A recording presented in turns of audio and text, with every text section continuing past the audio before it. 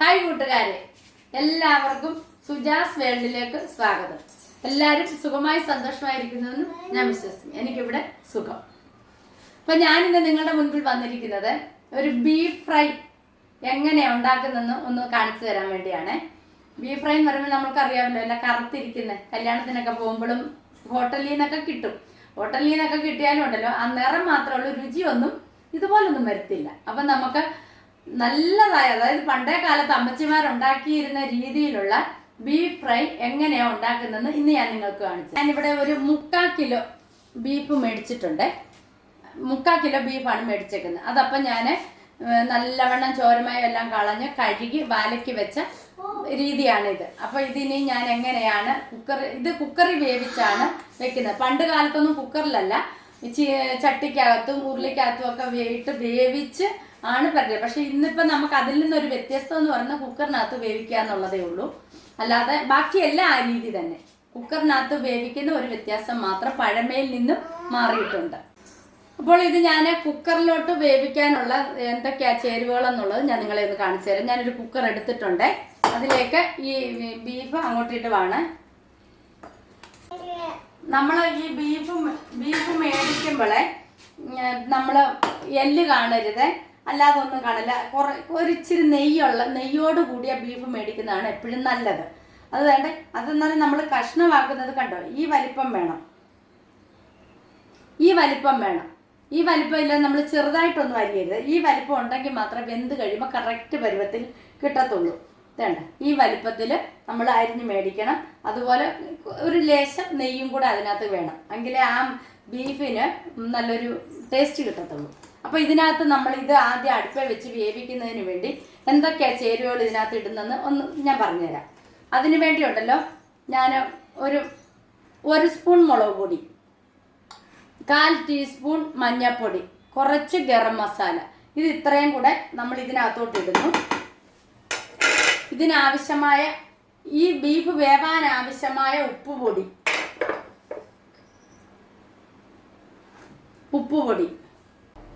അപ്പം നമ്മൾ ആ ബീഫിന് വേണ്ടി നമ്മൾ എന്തൊക്കെയാ സാധനങ്ങൾ ബാക്കി എടുക്കുന്നതെന്നുള്ളത് കൂടെ ഞാൻ കാണിച്ചു തരാം.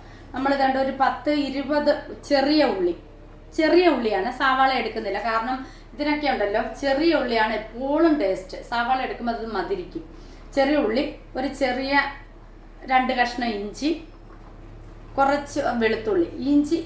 ഇഞ്ചിയേക്കാൾ കൂടുതലാണ് വെളുത്തുള്ളി വേണ്ട ബീഫിന്.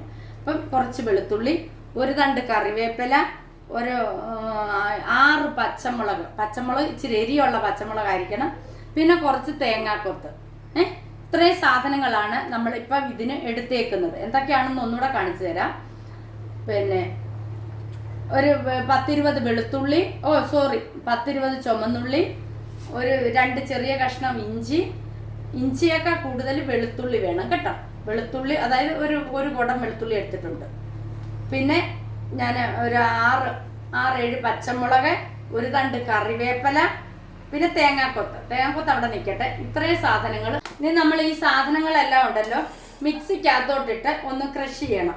മിക്സിക്കകത്തോട്ടിട്ട് ക്രഷ് ചെയ്യാൻ, കല്ലേൽ വെച്ച് അരയ്ക്കാം, എങ്ങനെ വേണില്ല. അത് നിങ്ങളുടെ സൗകര്യത്തിന് ഞാൻ വിട്ടു തന്നിരിക്കുന്നേ. തേങ്ങാക്കൊത്ത് ഇടുന്നില്ല, ബാക്കി ഉള്ളിമകളും മാത്രം. കറിവേപ്പിലയും ഇഞ്ചി, പച്ചമുളകും. ഇതിപ്പോ നമ്മളൊന്ന് ക്രഷ് ചെയ്യുവാണേ. ബസ്മതി. അപ്പൊ നമ്മുടെ ഉള്ളി, ഇഞ്ചി, വെളുത്തുള്ളി, കറിവേപ്പില, പച്ചമുളക്, ഇത്രയും നമ്മൾ ഇതുണ്ട് ക്രഷ് ചെയ്തെടുത്തിട്ടുണ്ട്. ഉള്ളിയുടെ ഇത് ക്രഷ് ചെയ്തിട്ടുണ്ട്. അപ്പൊ ഇതിന്റെ പകുതി മനസ്സിലായി, ഇതിന്റെ പകുതി ഇതിനകത്തോട്ട് ഇടുക. പകുതി ഇട്ടാൽ മതിയേ, ബാക്കി ഇവിടെ ഇരിക്കട്ടെ, നമുക്കിനി ഫ്രൈ ചെയ്യുന്നതിന് വേണം. എന്നിട്ട് ഇപ്പൊ ഞാൻ പറഞ്ഞല്ലോ, മുളക് പൊടി, മഞ്ഞൾപ്പൊടി, കുറച്ച് ലേശം ഗരം മസാല, ഉപ്പുപൊടി, ഇത്രയും ഇട്ട് ഈ കൃഷി ചെയ്ത സാധനങ്ങളും കൂടെ കണ്ടോ എല്ലാം ഇട്ടിട്ടുണ്ട്. ഇതിനി നമുക്ക് നല്ലവണ്ണം ഒന്ന് ഇളക്കണം. ഞാൻ കൈയിട്ടാണ് ഇളക്കുന്നത്. എനിക്ക് അതൊക്കെയാണ് ഇഷ്ടം. അല്ല, നമ്മൾ സ്പൂൺ ഇട്ട് ഇളക്കിയാലൊന്നും ഈ പറയുന്നത് പോലെ കറക്റ്റായിട്ടൊന്നും പിടിക്കത്തില്ല. അപ്പോൾ പിന്നെ നമ്മൾ അതിന് നിൽക്കണ്ട. നമ്മൾ കൈയിട്ടിളക്കി കറക്റ്റായിട്ട്. ഇതിനകത്ത് നമ്മൾ വെള്ളമൊന്നും ചേർക്കണ്ട, കാരണം ബീഫിന് ഓൾറെഡി വെള്ളം ഉള്ളതാണ്. കണ്ടോ, എല്ലാ മസാല ഇതിനകത്ത് അങ്ങ് പിടിച്ചിട്ടുണ്ട്.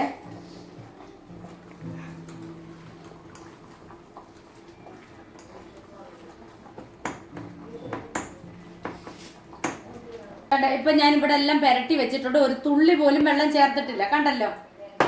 ഇനി നമ്മളിത് കുക്കർ അടച്ച് വെച്ച് ഒരു 2-3 വിസിൽ, അതായത് ഞാൻ പറയാറുണ്ട്, നമ്മൾ ഈ പ്രസ്റ്റീജിന്റെ ഒക്കെ കുക്കർ ആണെങ്കിലുണ്ടല്ലോ ഒത്തിരി വിസിലൊന്നും അടിക്കണ്ട. നമ്മൾ ഈ സാധാരണ ലോക്കൽ കുക്കറൊക്കെ ആകുമ്പോഴാണ് നമുക്ക് ഏറെ വിസിലടിക്കേണ്ടി വരുന്നത്, സാധനങ്ങൾ വേവാനും താമസിക്കും. പക്ഷെ ഇതൊക്കെ ആണെങ്കിൽ ഒരു 2 വിസിൽ മതി, 2 വിസിൽ മതി, ഒത്തിരി വെന്ത് പോവണ്ട.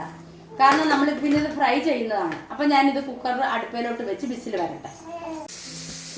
ഇതേണ്ട 3ാമത്തെ വിസിലും വന്നിട്ടുണ്ട്, കണ്ടോ. ഇനി ഞാൻ സ്റ്റൗ ഓഫ് ആക്കാൻ പോവാണേ. അപ്പോൾ നമ്മളിത് ഫ്രൈ ചെയ്യുന്നതിന് വേണ്ടി ഉണ്ടല്ലോ, ഞാനിവിടെ ചീനിച്ചട്ടി അടുപ്പേ വെച്ചിട്ടുണ്ട്. ഇനി അതിലേക്ക് വെളിച്ചെണ്ണ, നമുക്ക് കുറച്ച് വെളിച്ചെണ്ണ ഒഴിച്ചു കൊടുക്കാം. നെയ്യൊക്കെ ഉള്ളത് കൊണ്ടുണ്ടല്ലോ നമുക്ക് ഒത്തിരി വെളിച്ചെണ്ണയൊന്നും വേണ്ട. ഇപ്പം വെളിച്ചെണ്ണ ഇവിടെ ചൂടാകുമ്പോഴേ ഞാൻ എടുത്ത് വെച്ചിരിക്കുന്ന തേങ്ങാക്കൊത്തുണ്ടല്ലോ, അത് നമുക്ക് ജസ്റ്റ് ഒന്ന് ബ്രൗൺ നിറം ആകുന്നിടം വരെ അതിനകത്തോട്ട്, ഒത്തിരി ബ്രൗൺ ആകണ്ട, ഒത്തിരി അങ്ങ് കറക്കല്ലേ, ഒത്തിരി അങ്ങ് ബ്രൗണും നിറം ആകണ്ട. കാരണം ഈ ഇറച്ചിക്കകത്ത് കിടന്നും ഒന്നുകൂടെ ഒന്ന് വഴരാറുണ്ടല്ലോ, അതുകൊണ്ട് ഒത്തിരി തീ ഒന്നും ആളാങ്കൂളമൊന്നും ഇട്ട് ഇരിക്കണ്ട. തീ ഒന്ന് നല്ലവണ്ണം ഒന്ന് തിളച്ചൊക്കെ കഴിയുമ്പം കുറച്ച് ചെറിയ തീയിൽ ഇട്ട് വേണം നമ്മളിതെല്ലാം ചെയ്തെടുക്കാനേ. നമ്മുടെ ഇത് പ്രഷർ കുക്കറിലുണ്ടല്ലോ ഇതിൻ്റെ ആവി പോയിട്ടുണ്ട്. ഇനി നമ്മളിത് തുറക്കുമ്പോൾ നന്നായിട്ട് വെന്തിട്ടുണ്ട്. നമ്മൾ ഒരു തുള്ളി പോലും വെള്ളം ചേർത്തില്ല, പക്ഷെ വെള്ളം കണ്ടോ, ഒരു തുള്ളി പോലും ഞാൻ ചുമ്മാതെ പോലും ഒന്ന് ചേർത്തിട്ടില്ലേ. ഇപ്പം ഇവിടെ ബീഫൊക്കെ നല്ല റെഡി ആയിട്ടുണ്ട്, തേങ്ങാക്കൊത്ത് ബ്രൗൺ നിറമാകുന്നുണ്ട്. ഇതിലേക്ക് നമ്മൾ ബീഫ് ഇട്ട് കൊടുത്തിട്ടുണ്ട്. അപ്പം വെള്ളം ഉണ്ടല്ലോ അത് കുറച്ചൊന്ന് പറ്റിക്കോട്ടെ, എന്ന് വെച്ചാൽ നമുക്ക് ഇതിനകത്ത് ഒട്ടും വെള്ളം വേണ്ട. കുറച്ചൊന്ന് പറ്റി കഴിയുമ്പം വേണം നമ്മൾ ബാക്കിയുള്ള മസാലകൾ എല്ലാം ഇട്ട് കൊടുക്കാൻ വേണ്ടി, കേട്ടോ. അപ്പോൾ ഈ വെള്ളം ഒന്ന് പറ്റിക്കോട്ടെ, നമ്മൾ ചേർത്ത വെള്ളമേ അല്ല ഇതിന് ഈ ഇറച്ചിക്കകത്തുള്ള. അപ്പോൾ കൂട്ടുകാരെ, നമ്മുടെ ബീഫ് ഉണ്ടല്ലോ, നമ്മുടെ വെള്ളമെല്ലാം പറ്റിയിട്ടുണ്ട്. ഇനി നമുക്ക് ഇതിനകത്ത് ചേർക്കേണ്ട മസാലകൾ ഞാൻ കാണിച്ചു തരാം. അതായത് നമ്മൾ ചതച്ച് വെച്ചായിരുന്നല്ലോ, ഇതാദ്യം ഇട്ട് വേവിച്ചു, അതിൻ്റെ ബാലൻസ് കിടപ്പുണ്ടായിരുന്നു. അത് ഒരു 4-5 ഉണക്കമുളക്, കുറച്ച് കറിവേപ്പില, ഇത് ഇതിനകത്തോട്ട് ഇട്ട് കൊടുക്കാം.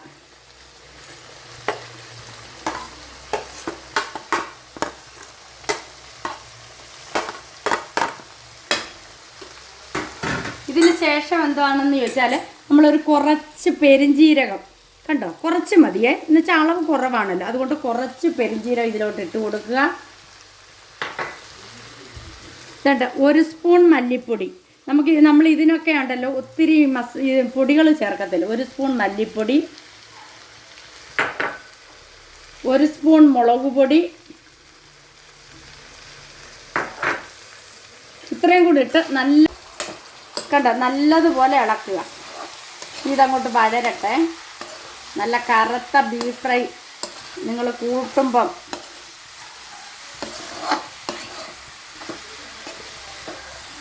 ഇതുപോലൊന്ന് ചെയ്ത് നോക്കണം, എങ്ങനെയാണ് നമ്മൾക്ക് ഈ പഴയ കാലത്തൊക്കെ ഉള്ള ബീഫ് ഫ്രൈ, അതിൻ്റെ ഒക്കെ ഒരു ടേസ്റ്റ് വേറെ ഒന്ന് തന്നെയാണ്, കേട്ടോ. ഇപ്പം നമുക്കിതിനകത്ത് എണ്ണ പോരെങ്കിൽ നമുക്ക് കുറച്ച് എണ്ണയും കൂടെ ഒഴിച്ചു കൊടുക്കാം. ഞാനൊരു ലേശം എണ്ണയും കൂടെ ഒഴിച്ച് കൊടുക്കുന്നുണ്ട്, കാരണം നമുക്കിത് വറുത്തെടുക്കുവാണ് നമ്മൾ ചെയ്യുന്നത്.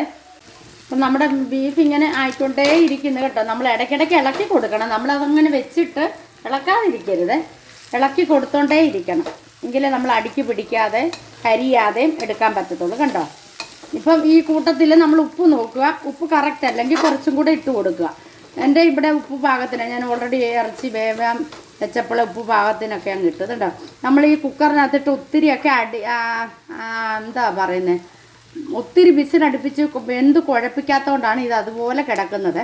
എന്നാൽ നല്ലതുപോലെ വേകുകയും ചെയ്തിട്ടുണ്ട്. വറുത്തത് തൻ്റെ ഫൈനൽ ലുക്കൊക്കെ ആയിട്ടുണ്ട്, കണ്ടോ. തേങ്ങാക്കൊത്തൊക്കെ ഒത്തിരി കറുത്ത് പോകാതെ നല്ല വെളുപ്പുമല്ല കറുപ്പുമല്ലാത്ത രീതിയിലൊക്കെ, കണ്ടോ.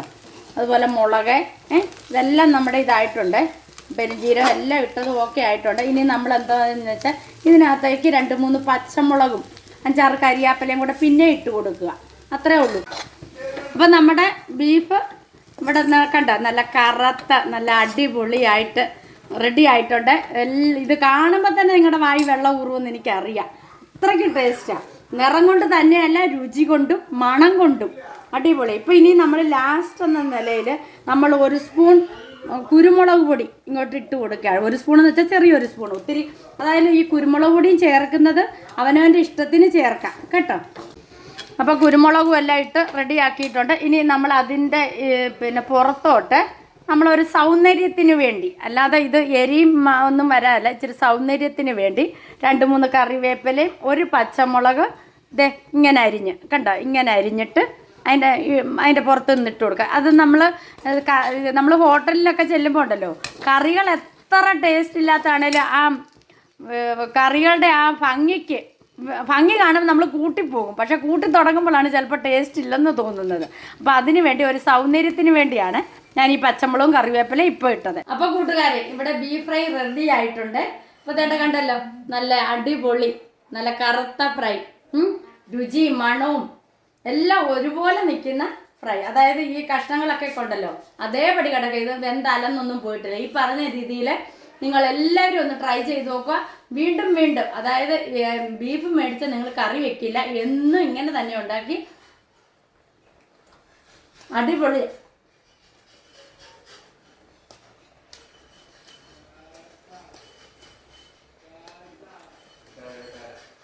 തേങ്ങാക്കൊത്ത അതിന് പോലും ഉപ്പ് വരി എല്ലാം പിടിച്ചിട്ടുണ്ട്. അപ്പോൾ വീഡിയോ ഇഷ്ടമായെങ്കിൽ ലൈക്ക് ചെയ്യുവാനും ഷെയർ ചെയ്യുവാനും സബ്സ്ക്രൈബ് ചെയ്യുവാനും മറക്കരുത്. അടുത്ത വീഡിയോയുമായി വരുന്നത് വരേക്കും എല്ലാവർക്കും വണക്കം.